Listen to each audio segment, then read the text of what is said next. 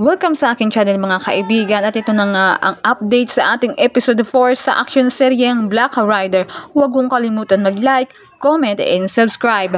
At ito na po ang mainit na pangyari na aking handog na inyong pakatutukan. Sa bahay ni Mariano ay naroon natutulog si Elias at bigla nga itong nagising dahil napanaginipan niya ang mga malagim na pangyayari na nangyari sa pamilya niya. Lumabas ito at bumaba sa bahay ni Mariano. Nang makita nga ni Mariano si Elias ay sinabi nitong hindi naman niya kailangan ng tulong ni Elias ngunit nagpasalamat pa rin ito. Dagdag pa ni Mariano ay bilib nga itong kay Elias at nakikita niya ang dugong ninuno nila na nananalaytay kay Elias. Matapang at seryoso sinabi ni Elias na kung pwede ay tulungan siya nito ni Mariano. Gusto ni Elias na lumakas at gumante. Sabat pa ni Mariano ay si Elias na lang ang natitirang apo ni Lapu-Lapu bukod sa kanya. Sabi pa ni Mariano na kay Elias lamang pwede niyang ipasa ang lahat ng kalaman niya sa kali. Dagdag pa ni Mariano dapat ipangako ni Elias tulad ng kanilang mga ninuno na gagamitin niya lamang sa tama ang lahat ng tutunan niya sa kali. At gawin ni Elias ay proprotektahan niya ang mga taong hindi marunong ipagtanggol ang kanilang mga sarili. Seryosong dagdag ni Mariano kay Elias na dapat ilalagay nito ni Elias sa kanyang puso at isipan